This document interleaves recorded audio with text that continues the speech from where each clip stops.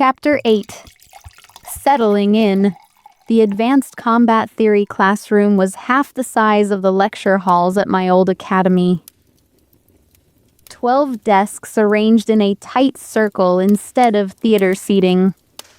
Morning light cut through narrow windows, turning dust motes into golden sparks that drifted lazy through cold air.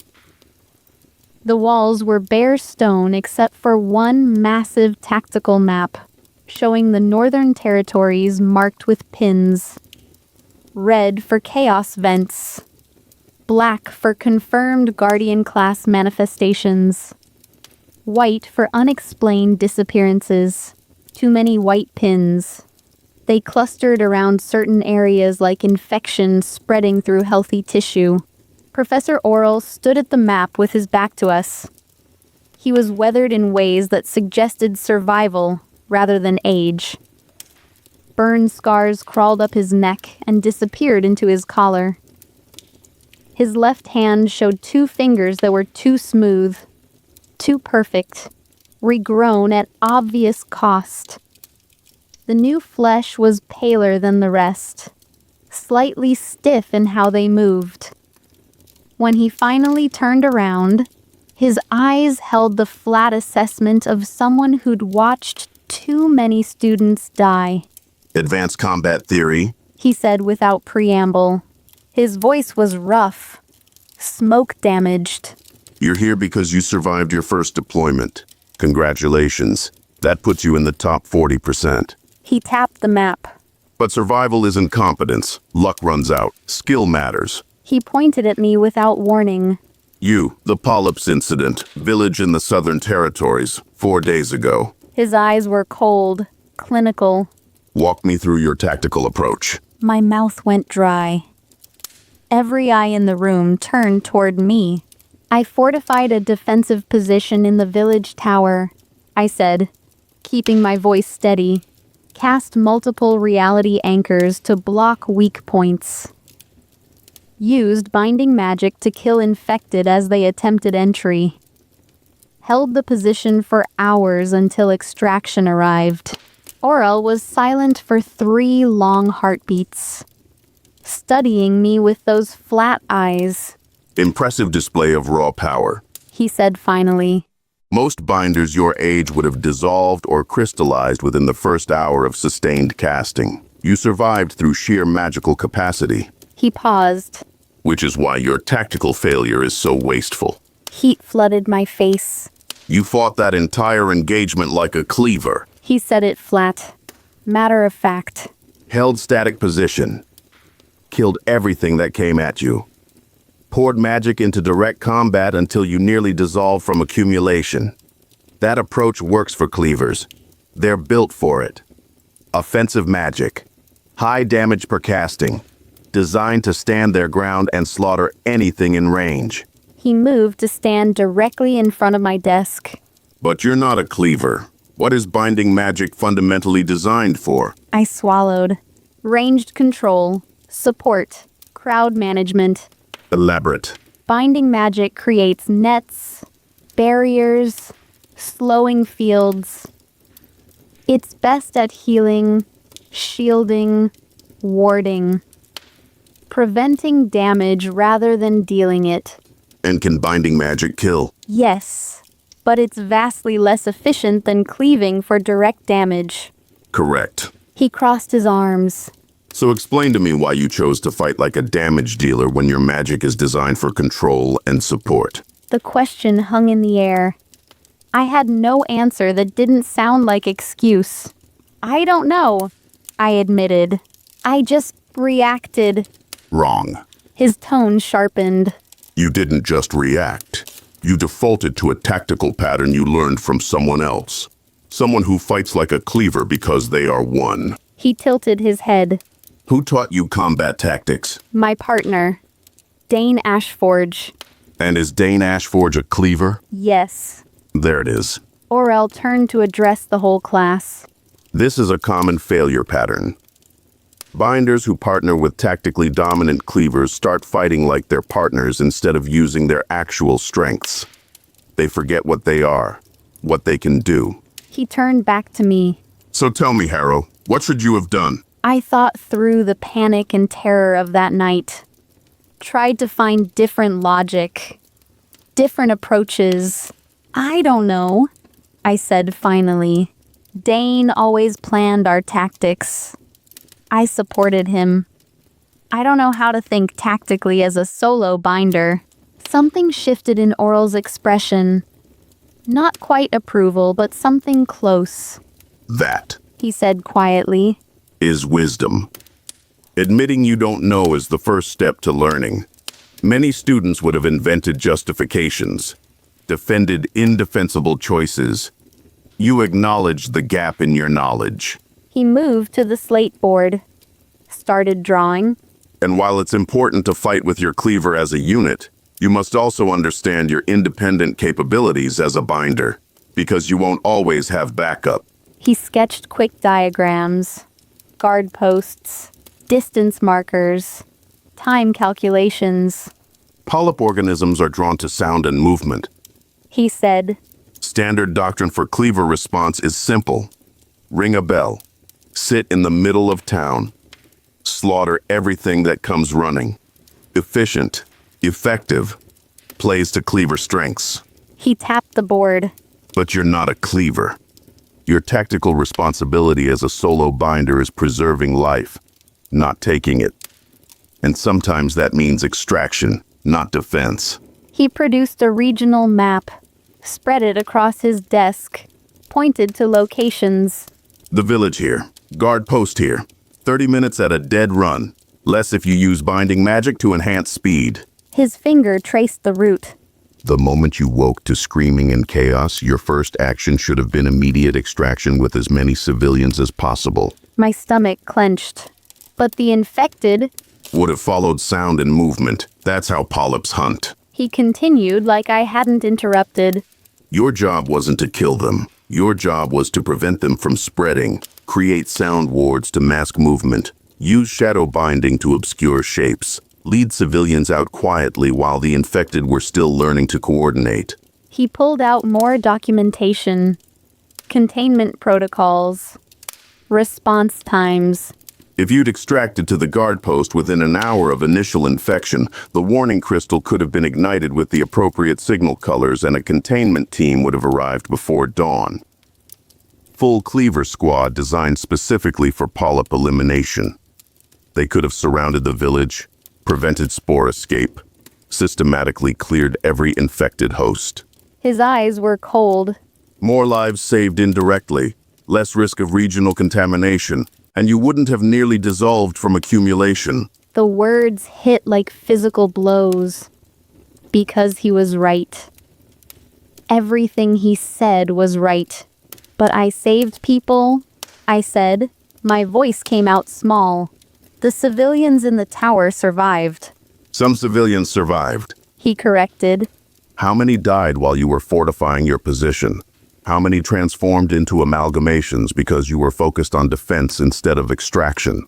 How many spores escaped containment because the response team arrived 6 hours late? I closed my eyes. Saw the village again. The bodies. The transformations. The spreading infection. I made it worse, I whispered. You made it different. Orel said. Neither better nor worse, just different. Your approach saved some lives through heroic effort. The tactical approach would have saved more lives through strategic thinking. He paused. Both outcomes are valid, but one doesn't require you to nearly die in the process. He stepped back. Addressed the class again. Combat is not about individual heroism. It's about applying the right tool to the right problem. Cleavers kill. Binders control and preserve. Know which one you are. Fight accordingly. He moved to the next student. Competence isn't instinct, it's analysis under pressure. Learn to think or die, stupid. He spent the next hour systematically dismantling every student's tactical choices during their most recent deployment. Brutal. Precise. Fair. He found the flaw in every approach, the waste in every technique, the arrogance in every assumption. And somehow it felt like actual teaching instead of humiliation. When class ended, students filed out subdued but thoughtful. I gathered my materials slowly, processing, hating that he was right, hating more that I'd needed someone to show me. Harrow. I looked up. Oral stood by the map, studying the white pins. You survived impossible odds through raw power and desperation. He said without looking at me. That works once, maybe twice.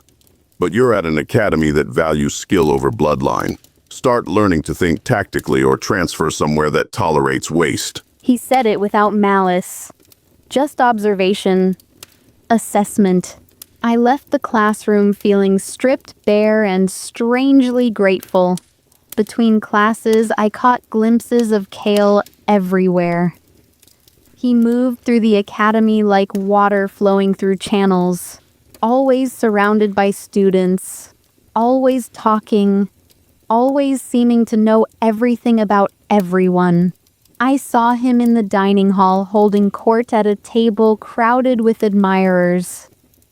Saw him in the library sprawled across a study couch with his boots on the cushions, explaining something with animated gestures while 3 students listened with rapt attention. Saw him in training yards demonstrating spear techniques to a cluster of first years who watched like he was performing miracles. When our eyes met across spaces, he grinned, waved, casual and warm like we were old friends instead of barely acquaintances bound by trauma and tactical necessity. I found myself smiling back before catching myself. I shouldn't feel this comfortable here. Shouldn't feel this settled. This wasn't home. This was temporary shelter while Dane completed his training. 6 months of hiding from imperial attention before I could return to my actual life. That's what I told myself. But the academy felt different than anywhere I'd been. Less oppressive, more honest. Like the architecture itself had decided that secrets were inefficient and transparency worked better. I didn't trust it, but I wanted to.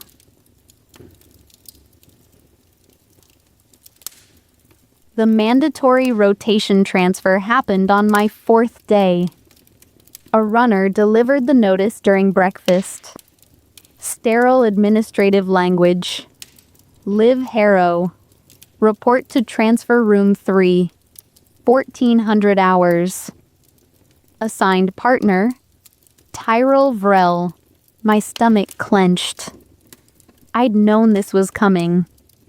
Rotation protocols existed at every academy.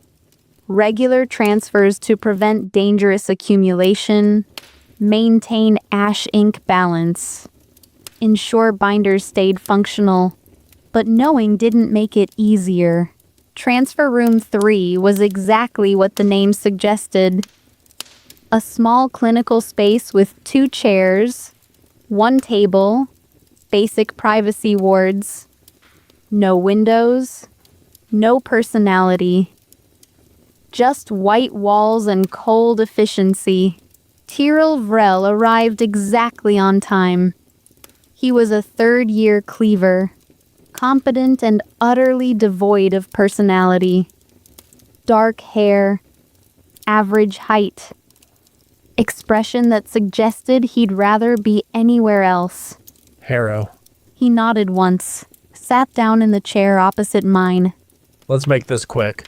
No greeting, no small talk, no acknowledgement that we were about to share the most intimate magical exchange possible between mages.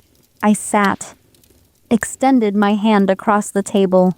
He took it without hesitation, leaned forward, pressed his mouth to mine. The kiss was mechanical, clinical. His lips were dry. He didn't close his eyes, just maintained contact for exactly 30 seconds while our magic exchanged. ash flowing into my system, ink draining away, the byproducts mixing and dissipating according to standard protocols. It felt like nothing. No resonance. No synchronization. Just two people exchanging fluids and magic because regulations required it. Like mandatory medical examinations or required paperwork. Necessary. Empty. He pulled back exactly when the timer indicated sufficient exchange. Wiped his mouth with the back of his hand. Adequate transfer?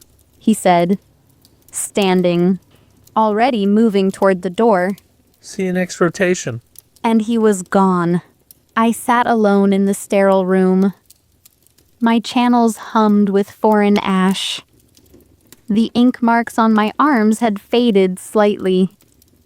The exchange was technically successful, but I felt hollow, used, like I'd just performed a bodily function in front of a stranger.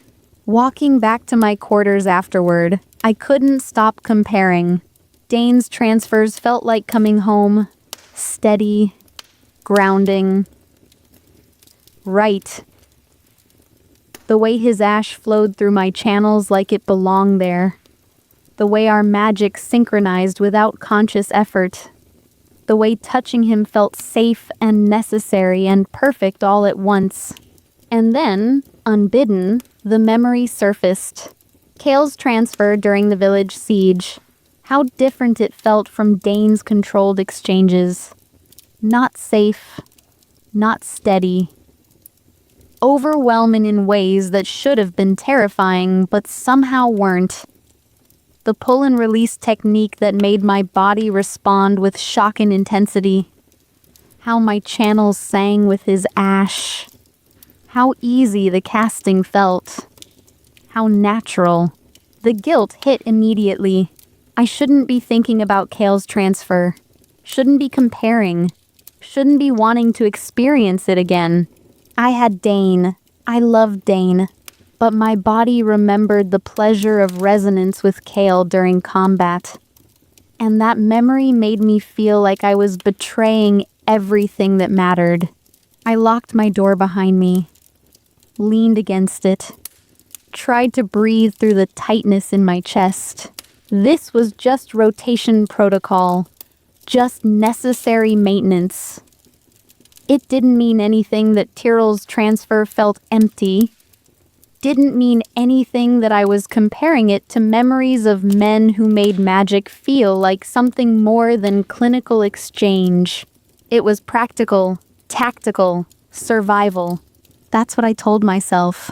Late that night, alone in my quarters with a single lamp burning low, I finally opened the letter from Dane.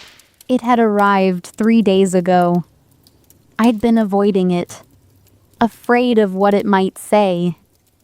Afraid of what it might not say. His handwriting was precise. Controlled.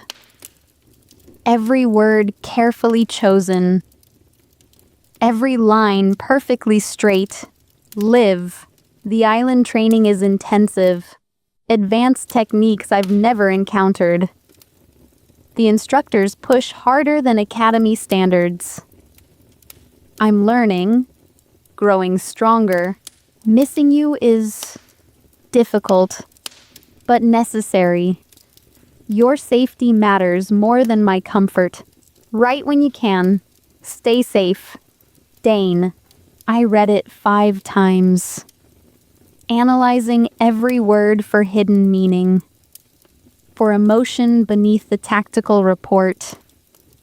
For anything that felt like the man I'd fallen asleep beside. The man who'd held me after the village. The man who'd promised to survive. To build a life. But the letter was pure Dane. Economical. Efficient. Emotion buried so deep I had to excavate to find it. Missing you is difficult. That was the closest he came to vulnerability. The word difficult doing all the heavy lifting for feelings he couldn't name. I pulled out paper, started writing back. My own words equally careful. Dane, Thornhaven is different, merit-based, less political.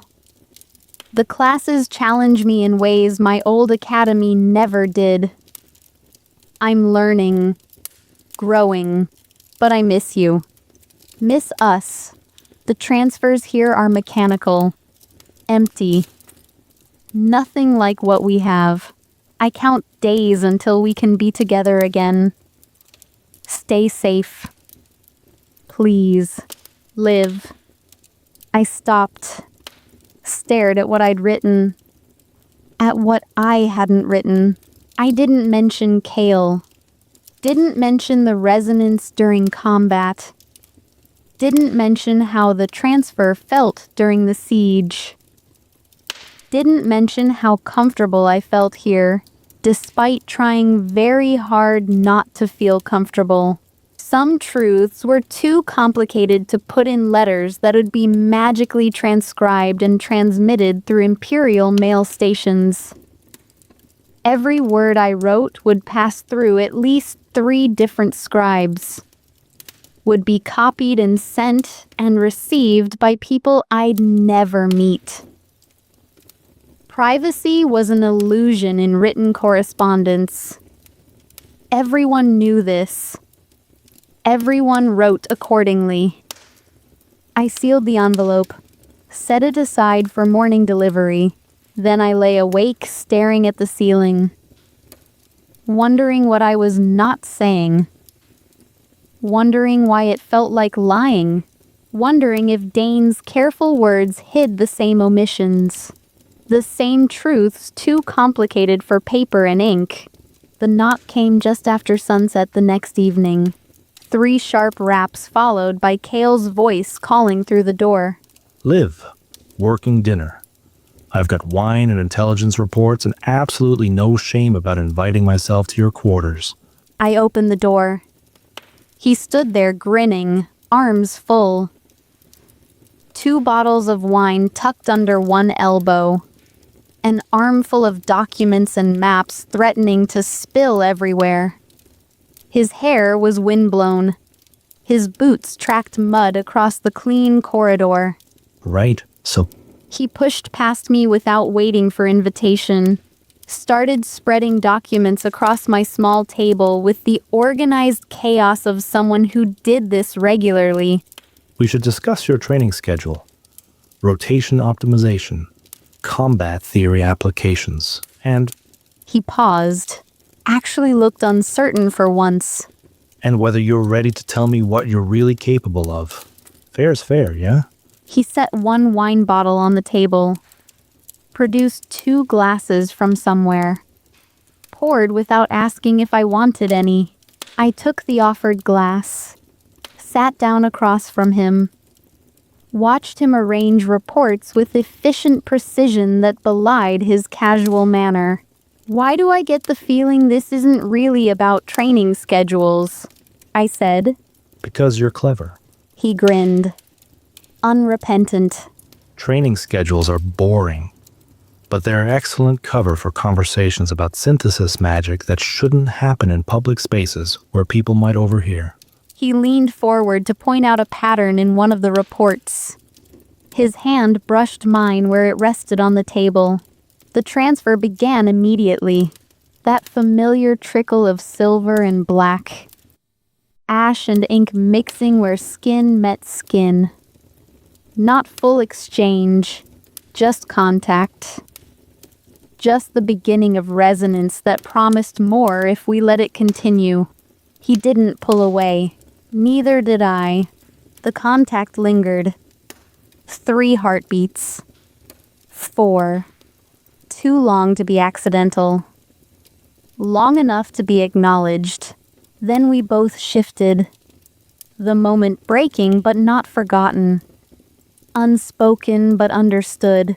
So, Kale's voice had gone quieter, more serious. synthesis magic. Tell me how it actually works. I took a drink of wine, Let the warmth spread through me.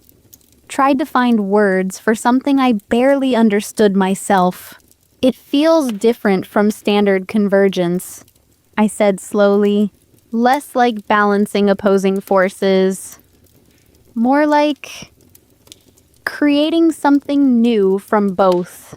He nodded, listening with fierce attention, his eyes never leaving my face. The black amber, I continued. It doesn't respond to conscious technique. It's not something I cast deliberately. It just happens. When I'm desperate. When nothing else will work. Instinctive instead of trained. Yes. And the crystallization reversal? His tone sharpened. How does that work? I thought about Dane. About the silver spreading through his system. About the moment I'd woven binding threads directly into him while he channeled cleaving. Every principle of magical theory said it should have killed us both. Detonation. Mutual annihilation. Instead, it had created synthesis. I can weave ink directly into him while he's actively channeling, I said. Push it into his system even as he's pouring out ash. It creates a feedback loop that becomes something new. His order gives structure to my chaos. My chaos gives flexibility to his order. Kale went very still. That should kill you both. I know. But it doesn't. No. The crystallization stops. Reverses. Crystal becomes flesh again. I met his eyes. Not because I'm balancing him with chaos. Because we're creating something that's both and neither. Magic that cuts like cleaving, but binds like connection. He leaned forward. Standard theory says a cleaver at final stage crystallizations might be saved through sustained intimate contact with a trusted partner. Complete transfer over days or weeks. Sex. Ritual magic. Constant physical connection. His expression was intent. But it only works rarely. Most cleavers crystallize in combat. No time for gradual reversal. Our transfers are different, I said. The words came reluctantly. We exchange more fully. Ash and ink moving between us with almost no resistance. I stopped. Started again. When we have sex, it completely resets our accumulation. Both of us. Zero buildup. Kale's eyes widened. That's impossible. Even the most compatible Dyads take days of sustained contact for full reset. I know what's supposed to happen. My voice went quiet, but it works for us. One night and we're back to baseline. The memory surfaced unbidden. Dane's hands on my skin. The way our magic flowed together. How the convergence felt during ritual casting. The pleasure of transfer mixing with physical intimacy until I couldn't separate them. The desperate need that built between castings until touching him felt like breathing. My hands started to shake. I tried to stop it. Couldn't. The craving hit like physical withdrawal. My channels ached with emptiness. 4 days since I'd properly transferred. 4 days since I'd felt Dane's ash flowing through me with that perfect synchronization. 4 days too long. I needed to cast with him, touch him, kiss him, feel that feedback loop of creation instead of just mechanical exchange. The shame hit immediately after the need. Hot and terrible. Because Dane's face in my mind flickered, shifted, became Kale sitting across from me with concerned eyes and questions about magic that felt too intimate. Liv? Kale's voice cut through the spiral. Are you all right? Your hands are shaking. I pulled them into my lap, tried to steady my breathing. Transfer addiction, I managed. It's worse with high resonance. He was quiet for a moment, studying me with that sharp intelligence that missed nothing. That sounds more intense than even the closest Dyads I know. He said carefully. I knew a pair once, Marin's sister and her cleaver. They were so addicted to convergence they nearly overdosed on byproduct accumulation every week. Had to be physically separated for their own safety during rest periods. He paused, seemed to realize how that sounded. Which probably isn't the most comforting comparison given your situation. I almost laughed. The absurdity of it cutting through the craving. We manage, I said. We've learned to ration, to control the frequency. But you don't want to ration. No, the honesty came easier than it should. Every instinct says cast more, transfer more, touch more. The magic wants to flow constantly. Kale poured more wine, slid my glass closer. His expression had gone thoughtful, less concerned, more analytical. Here's what I think. He said eventually. Standard convergence theory treats cleaving and binding as opposites, order and chaos, severance and connection, but they're not antagonistic. They're complementary. Two sides of the same coin. You can't have the coin without both. Normally, neither side can ever touch the other, but somehow I think synthesis lets them touch. I don't know how, but all my research tells me that is what it does. He gestured with his wine glass. Every cleaver has a bit of binding in them. Every binder has a bit of cleaving. It's there, buried deep. The seed of the opposite that prevents us from being purely one or the other. His eyes were bright, excited. I think synthesis magic works through that seed. Bridges through the bit of chaos in order and the bit of order in chaos. Creates something that's more than the sum of parts. I thought about that. About how it felt when our magic collided and transformed instead of detonating. You think the synthesis uses the opposite within us as a bridge? I think synthesis is the magic of creation itself. He said it with quiet certainty. Chaos and order together. Not balanced, not competing, unified. Making and unmaking reality through integration rather than separation. The words resonated. Felt true in ways I couldn't articulate. We don't know that for certain, I said. No. He smiled, sharp, delighted. But you're proving it every time you cast. Every time you reverse what shouldn't be reversible. Every time you create what shouldn't exist. He leaned forward. That's why you're impossible, Liv. That's why you're irreplaceable. His hand was on the table, close to mine. Not touching, but present. The craving shifted, redirected. My channels hummed with the remembered pleasure of transfer during the siege. How his ash had flooded my system. How easy the casting felt. How natural. Different from Dane. Not better. Just different. And wanting that difference felt like betrayal all over again. That's just theory. No. He met my eyes. That's what you do every time you cast. You just don't have the language for it yet.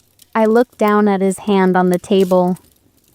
So tantalizingly close to mine. I could pull away. Should pull away. Put safe distance between us like I'd been doing all week. But I didn't want to. The realization hit with uncomfortable clarity.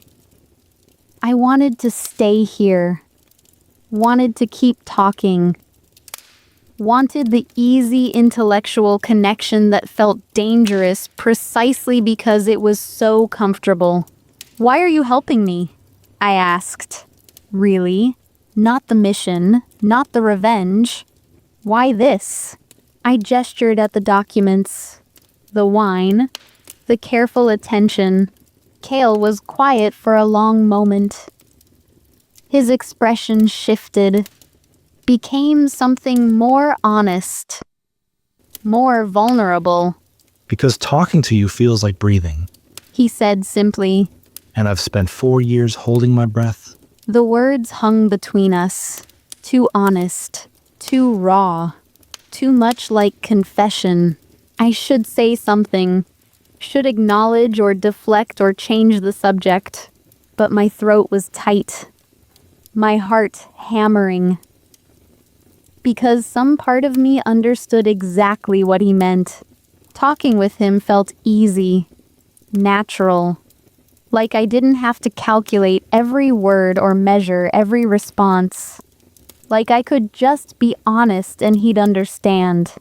And that terrified me more than any chaos manifestation ever had. Because wanting this, wanting him, wanting this connection, wanting the way his presence made me feel alive and engaged and seen, felt like betrayal. I had Dane. I loved Dane.